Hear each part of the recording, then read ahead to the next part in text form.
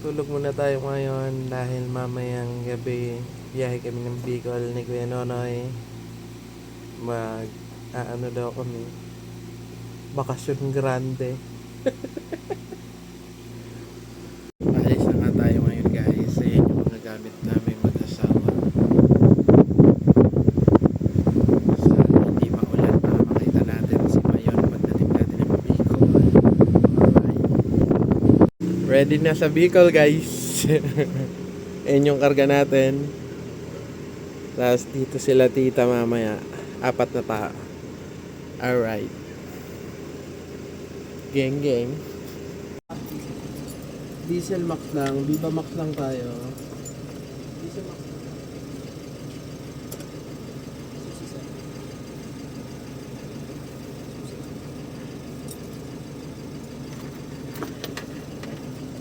First full tank. Pauwi ng Bicol.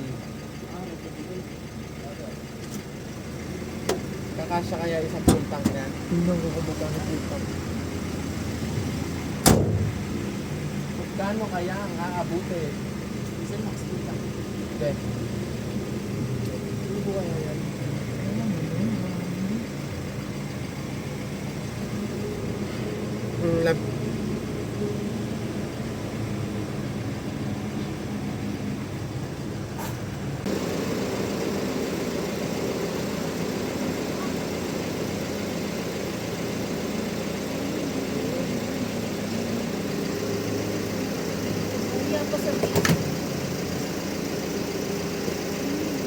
Unang stopover natin ngayon guys. Nandito na kami sa may Gumaka.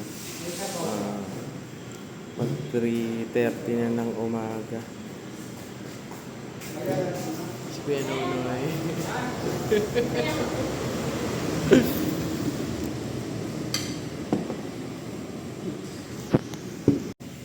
At yan yung ulam natin guys. Si Kuya Nonoy ayaw magkanin. Kasi ayaw mo magkanin. Wow.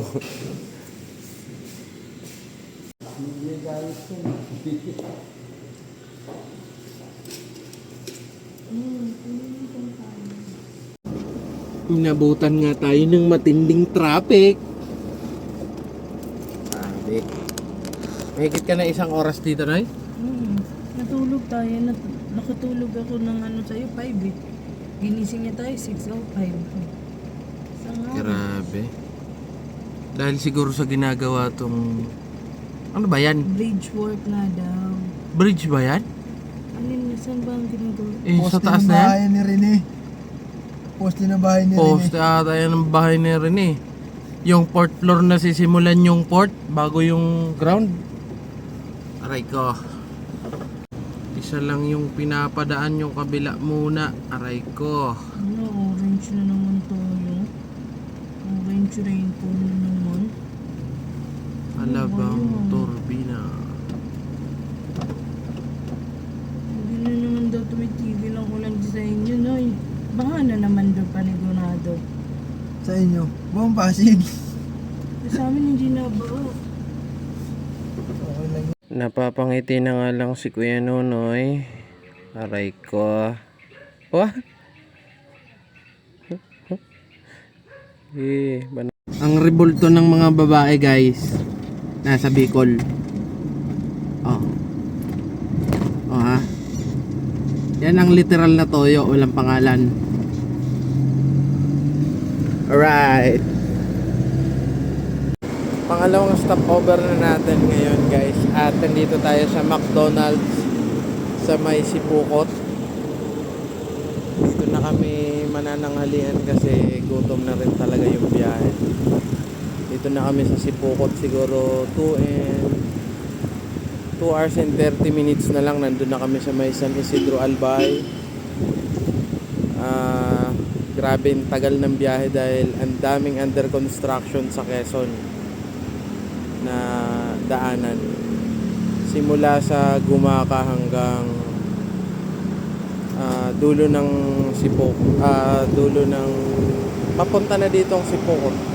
May under construction talaga. Kaya natagalan talaga kami ng husto.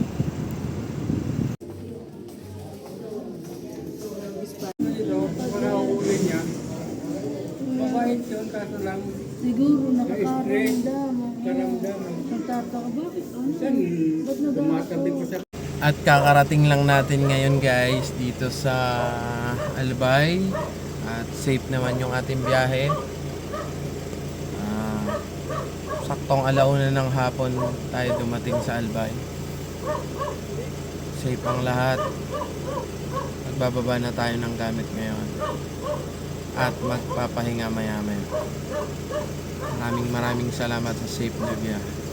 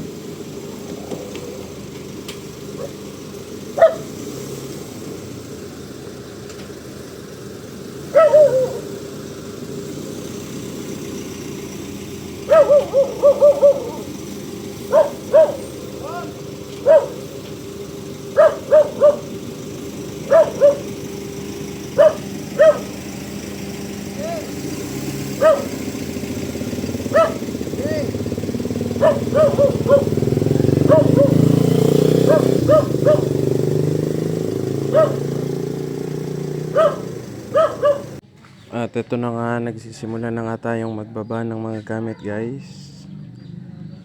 Sinisimulan na namin yung kalahati ng pangarga namin kagabi. Binababa namin dito kay Latita. Sa bahay nila Tito dito sa may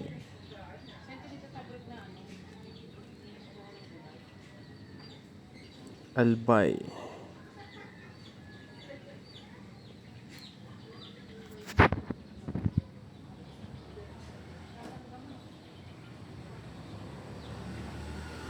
Kasi yung kalahati ng pangarga namin is mapupunta sa kanyang biyenan.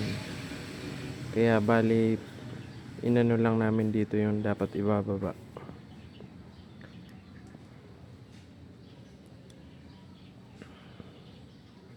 Lahat ng kailangan ibaba dito ay binababa na namin guys. Ayan. Lahat-lahat ng kailangan sa first drop.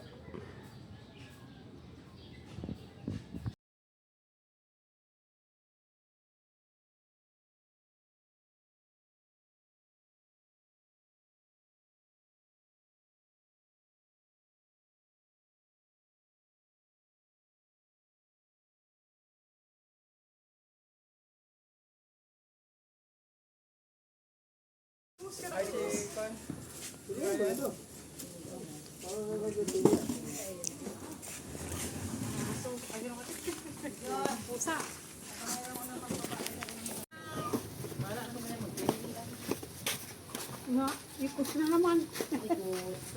Eh, si Morit kasi, sabi ko yung tako na, ayaw. Pag-iidin mo.